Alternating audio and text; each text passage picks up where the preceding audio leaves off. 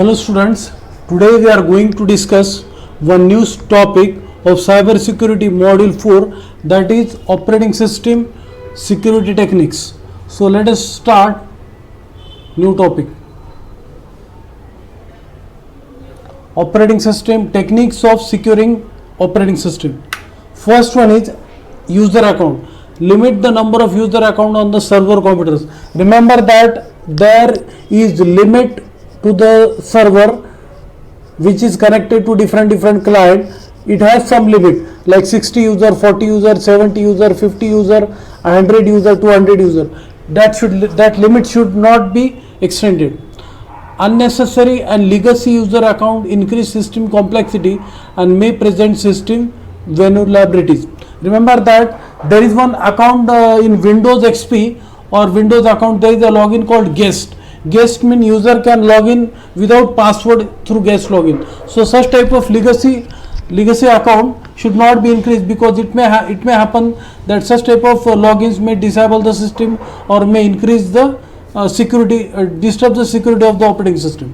Then ensure the only few trusted users have administrative access to server computers. Remember that in our college we are having a server, Linux server, RHEL, Red Hat Linux server. In that some staff members only knows the username and password of the server. Rest of the people doesn't know username and password. So there should be restriction. There should be restriction because it's a part of server. Any different command or any wrong command may disturb any different command may disturb the system. Okay, any absurd command may disturb the server. Then next thing, few administrators make it easier to maintain accountability. So there should be account should be maintained, and that should be handled by the administrator account. That should be handled by the administrator. Assign a minimum required access permission for all account that runs the application. That means if you are running the PHP, then a minimum permission should be there. That means for PHP what it required database access. What is required, it required session program. So that minimum permission should be given. The PHP software, it is very popular language used today in the web technology. If attacker obtain access to the application, they have permission to user who runs the application. Okay, just I told here that there is a guest login in the Windows operating system. Those who can access all the data if they log in through guest, so that may happen that user may gain access and may disturb the may have different permission set by that user. So this thing should be avoided. So this is all about the user account. Next, account policies. Develop and administer password policies and promote operating system security. That means every user should have account, every user should have password. It should not be there that some student have password through their login and some student do not have password through every user should have login and password. Then examples of such policies are strong password. Remember that and the password change schedule. Remember that your password should be strict with ASCII values, then characters, capital letters, small letters. Also, if you are filling online form or like Gmail or what we can say Yahoo or your Facebook, it asks for some the password should be encrypted. Password should contain small letter, capital letter. Then it should also contain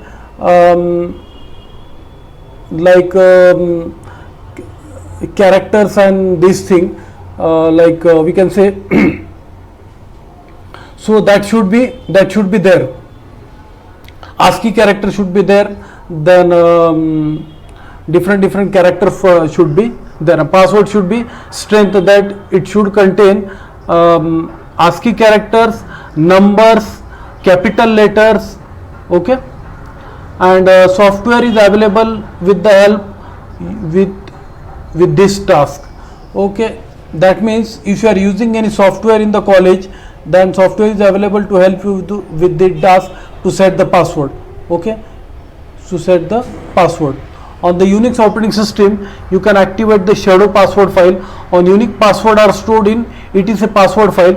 This file is open to everyone which present at a security risk, because in this file there are whatever users are there in login that are seen in that file. I will show you that file. It is a password file because I am using the Linux operating system, which is a flavor of Unix operating system.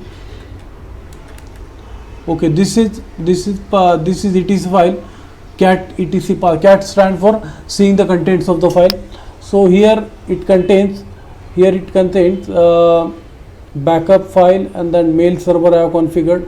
Then here it will contain root user, which is the admin, it is called in Linux. Then another user will be here, something here, another home, and this thing daemons means that user already running. So here is a Sanjay user which are having in my system Ubuntu. Sanjay user, then Postgres, then there is another user Sachin which you are login, Sanjay, and I will go through. So such type of this file is available, and it is having such type of data. All the users are visible through this real-time text which I use for video generation. Then Pulse audio, same. So Sam is the user, yes, Sam is the user, and Sanjay is the user, and there is one user Sachin which is there here, root user, and okay, so these are the users, and we can get the password also from these such type of files. So software is available with you, Unix password, that is all about account policies. Then file system, grant the user read-only permission for required directories. If the directories are only for the system purposes, then user should be granted only the read-only permission, not delete or update permission, because it may harm the system. That because the attackers may obtain access of this system. If attacker obtain access to the application, they have user permission. They have permission, or they might get the permission. Deny access by default. Deny access by default. Okay, means you should not log in automatically. You should log in with username and password. By default, you will not get access. You should give username and password. Then you will get access to the server. Access to resources. Sorry.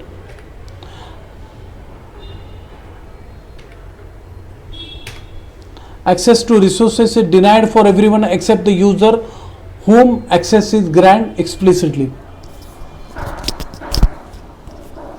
Access to resources is denied to everyone except for the user whom access is granted explicitly. Remember that if I am an administrator and I am a root user, I am a staff member of college, so I should be grant access to delete the user, to create the user, to give permission to the user, to give permission to the files, because I have the permission, because I am the root user, I am the faculty member, or I am the instructor. I have permission to do that. But except others will not get this type of permission. Okay, other will not get to create user the permission, to delete the user, to set the permission from the user. Others will not get the permission. If you deny read write and permission for all directory structure for all user, only user whom this permission granted explicitly access to directories and file, the policy also protect the resources that is overlooked by the administrator. If you apply proper permission to files and directories for proper user, then there is no damage to the operating system. Your operating system will be protected, and administrator privilege will also be granted. It will be fixed. Network services. Provide minimum number of network services on the server computer. Use only the service that you need to run the application, and each service is potential entry point for malicious attack. reducing the number of running services also make your system more manageable. Now just now few days ago we are having a server, just I told you that of Red Hat server, and there was problem that space, for problem with the space, because we are having a 57 GB space on our root directory, and the students are doing the practical and some space problem arise. So we need to delete some of the directories and files which were creating space problem. Means they are creating shadow copies, they are creating copies of files and directories repeatedly. So we find out the script and we deleted that files which create more space on the server, and we, by doing this, we reduce the main space on the server, and the free space were available was not available 100%. Now it is 50 to 40% available. So that is the technique which will apply in case of network services, in case of these services. Reduce the level of access permission for network service user. So whatever services are there, that should be managed, that should be kept transparent, for which user you grant which services, that should be determined. That is part of the cloud computing also. Network services are exposed to public, that is also very dangerous. If network services are exposed to public, network services are exposed to the public, it may happen that in Linux there is a command called SSH. Using SSH command you can directly log into the server and you can stop the services on the server. Ensure that user account have access to the web server do not have access to shell function. Remember that you are accessing the web server like PHP in the lab. Remember that you don't have access to shell function. If you access to shell function of that web server, it may possible that you stop the web server. So these things can be avoided. Access to shell function is available only to the admin, only to the super user like root user in case of Linux. Then ensure the unused services are not running and do not start automatically on Microsoft Windows operating system. Windows operating system might be having some unknown services that start, and that may slow down the computer. Ensure that services are current by checking often security updates. Security updates needs to be checked after every regular intervals, that what services are running and what services are not running. Avoid using services that have graphical user interface if possible, because graphical user interface required more RAM, more memory, more space, that it may slow down the computer. That's why avoiding using services that are graphical user interface are not used, should not be used. Such services introduced may known as security vulnerabilities. Okay, so that is all about the network services. Now system patches. Remember that I have a Linux flavor Ubuntu operating system. I collect the patches from the main server, not from the Indian server, not from the Japanese server, not from the American but from the main server. Because I collect the patches from the main server, my Ubuntu operating system work fine. That's all it is told in this only. Run the latest vendor recommended patches for the operating system. Since my operating system is Ubuntu, I run the patches from the main server, not from the Indian or Japanese or American server. The patches may be core OS patches or patches required by additional application. These are required by additional application. Implement protection for buffer overflow, because it may happen that some patches may take more space than required and it may slow down the system or it may harm for the system. You may need third-party software to do this. That's not what I am telling. I am taking the patches from the updates from the main server, third-party server. Okay, so this is all about system patches. Now logging and monitoring. Log security related events including successful and failed logins, log off and changes to user permission. Remember that which user login, that should be log out. Which user is accessing the account and logging and doing the system, he should log out the system before leaving the lab. He should not log in and leave the lab. Okay, he should log off and do the lab. That is log security. then log files are maintained by the server monitoring the system log file, and the log file access should be maintained by the administrator like root user. Secure the system log files by restricting access to the permission to them. Logs are important for daily maintenance as a disaster recovery tool. Therefore, they must be protected from system failure and user tampering. Set up multiple logging server for redundancy. Here set up multiple login server for redundancy, because mostly will happen that at the time of exam server get problem or server space problem or application problem or GUI problem. So for that purpose set up a multiple login server for redundancy. Use a remote server for logging. This may use beneficial in the cloud environment if the students are having more secure programs or important programs, sensitive data. Okay. System integrity. Build production system for known and repeatable process to ensure the system integrity. System integrity means different files should not be modified by the user because they are related to system integrity, system purpose. Check system periodically against snapshot of the original system. Use available third-party auditing software to check the system integrity. Backup the system resources on the regular basis. We already know that there is a backup of database program which student do in the lab. So that database should be, that backup is maintained regularly in our lab. Now we are going to see another topic, database security. Ensure physical database security. Lockdown account and privileges.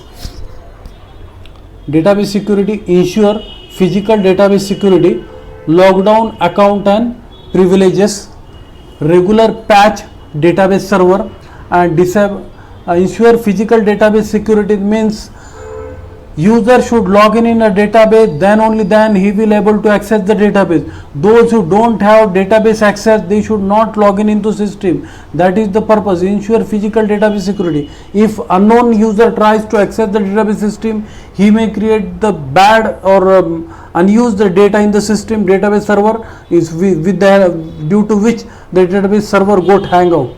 Lock down the account and privilege. If anybody is accessing the database and trying to disturb the security of the database, then lock down their account and privilege. Regular patch database server is necessary, yes. Disable public network access. Disable public network access in the sense you are having a database server, it is for students. So students should access the database, they should perform the database operation, insert, update, delete, create. Any other third person should not have to access the database. They should not perform the different operation on the database. Only the authorized user should perform the database operation from the database security. So that is all about disable public network access. Encrypt all files and backup. Remember that when you stored the database server password, it is stored in the form of MD5. MD5 means it is a you might have seen in the hash function. MD5 means it has only facility that you can encrypt the password, but you can't decrypt the password. So these facilities are available in the Postgres database, MySQL database. We generally use Postgres database, MySQL server database. Now the latest technology is MongoDB database, which is having key value pair security. You can go through my videos about MongoDB database, Postgres database and MySQL database. Okay, so thank you. We have completed the topic OS security. Thank you.